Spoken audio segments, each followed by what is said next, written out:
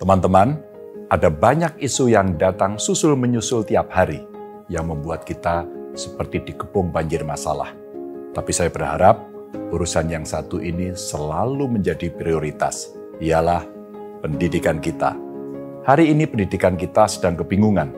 Dunia berlari begitu cepat menuju transformasi digital dengan kecerdasan buatan atau AI sebagai penggeraknya.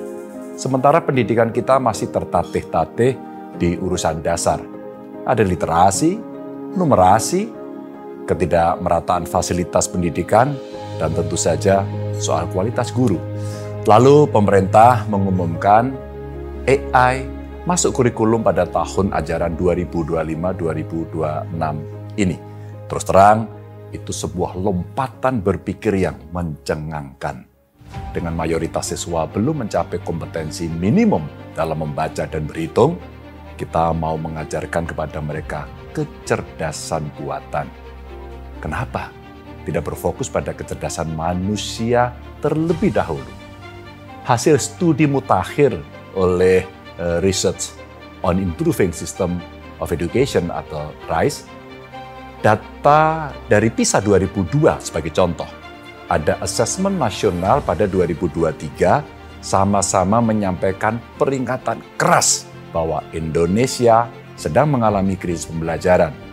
Skor PISA Indonesia jauh di bawah rata-rata OECD, 359 untuk kemampuan membaca versus yang di OECD 476.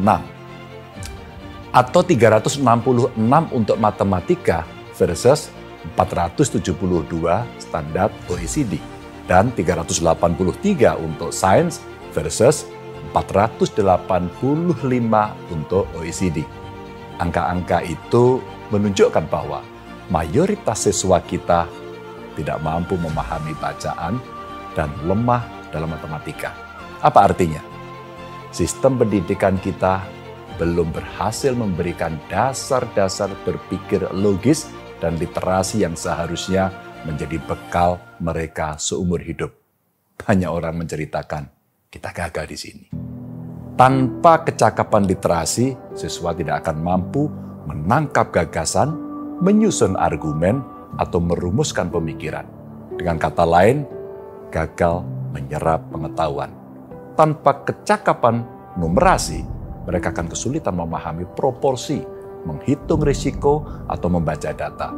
Berdasarkan kondisi itu, saya mencoba mengajukan beberapa pertanyaan.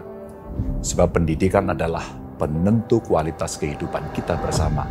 Maka sudah selayaknya kita bertanya.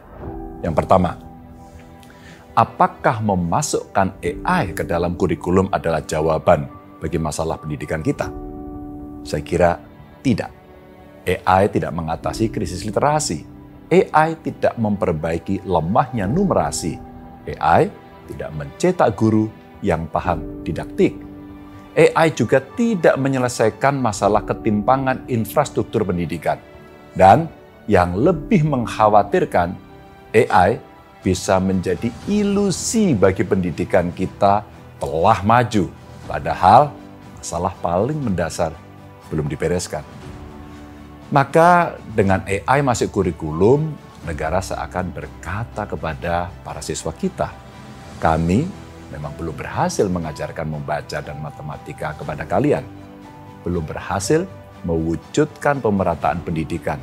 Tapi sekarang pelajarilah cara berpikir mesin. Yang kedua, mungkinkah mengajarkan AI kepada para siswa yang masih lemah dalam literasi dan numerasi? Jika siswa kesulitan memahami kalimat, belum mampu membangun argumen, belum mampu berpikir logis, belum mengenal pemikiran kritis, kemungkinan terbesarnya adalah mencetak mereka menjadi operator sistem, bukan pemikir. Itu pun belum tentu berhasil. Sebab untuk mengoperasikan AI yang paling sederhana pun, seperti sebutlah ChatGPT umpama, tetap diperlukan kemampuan berbahasa, berlogika, dan selalu berpikir kritis. Belum lagi gurunya. Fakta tentang rendahnya kompetensi mayoritas siswa dalam literasi dan numerasi diakui atau tidak, mencerminkan kegagalan negara dalam menyediakan guru-guru berkualitas secara merata. Tidak mungkin kita berharap mutu pendidikan meningkat jika kualitas guru tidak ditingkatkan terlebih dahulu. Dan yang ketiga, mungkin kebijakan ini terlihat benar, terlihat seolah-olah normal karena negara-negara lain juga melakukannya. Tapi, apakah sebuah kebijakan menjadi benar hanya karena negara-negara lain melakukannya? Tiap-tiap negara tentu punya arah, kesiapan, dan tujuan masing-masing. Mereka melakukannya karena tahu betul apa yang ingin mereka capai dan bagaimana cara mencapainya. Finlandia memasukkan AI untuk memperkuat filosofi pembelajaran yang berbasis humaniora, dialog, dan kesadaran sosial. Inggris mengajarkan etika AI bersamaan dengan kemampuan berpikir komputasional. Dan Singapura melatih guru secara menyeluruh lebih dulu. Jadi di negara-negara yang pendidikannya maju, yang utama bukan aspek teknologinya, melainkan cara manusia memahami dirinya dalam dunia yang dibanjiri teknologi. Yang keempat, apa tujuan kita dengan masuknya AI ke dalam kurikulum? Ada tujuan abstrak yang sulit diukur keberhasilannya, yaitu meningkatkan daya saing global, mempersiapkan generasi muda menghadapi era digital, mendorong transformasi pendidikan yang lebih adaptif, mengembangkan kemampuan berpikir logis dan analitis, dan meningkatkan literasi digital dan keterampilan teknologi. Ada tujuan yang lebih pragmatis yang kita dengar dari pidato pejabat, yaitu menyiapkan generasi yang siap menghadapi tantangan revolusi industri 4.0. Lalu mendorong ekonomi digital senilai 146 miliar dolar Amerika atau menghasilkan SDM kompetitif di pasar global. Itu semua terdengar besar, strategis, dan penuh ambisi. Namun, semua tujuan di atas bukanlah tujuan utama pendidikan.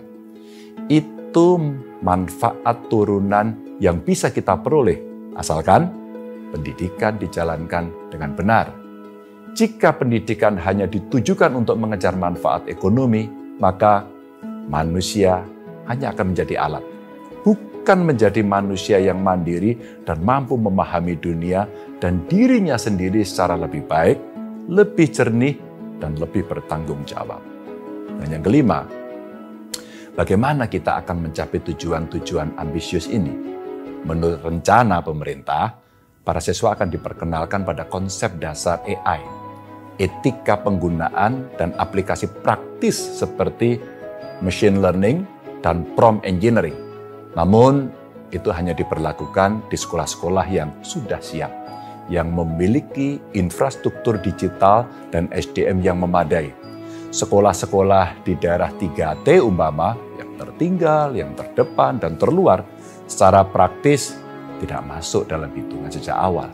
Sementara itu, hingga tahun 2025 ini tercatat ada 27.650 sekolah tanpa akses internet dan 3.323 tanpa listrik. Dengan ketimbangan seperti ini, kebijakan untuk memasukkan AI ke dalam kurikulum berpotensi menciptakan dua jenis sekolah di Indonesia, yaitu sekolah digital dan sekolah tertinggal.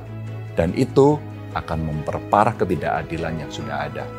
Dan keenam, bagaimana kita melihat masa depan Indonesia? Masa depan kita tergambar jelas pada situasi pendidikan kita hari ini. Pada para siswa yang ditinggalkan, pada mayoritas siswa yang kesulitan meningkatkan diri karena tidak mendapatkan pendidikan bermutu, dan pada masalah-masalah dasar pendidikan yang tidak dibereskan.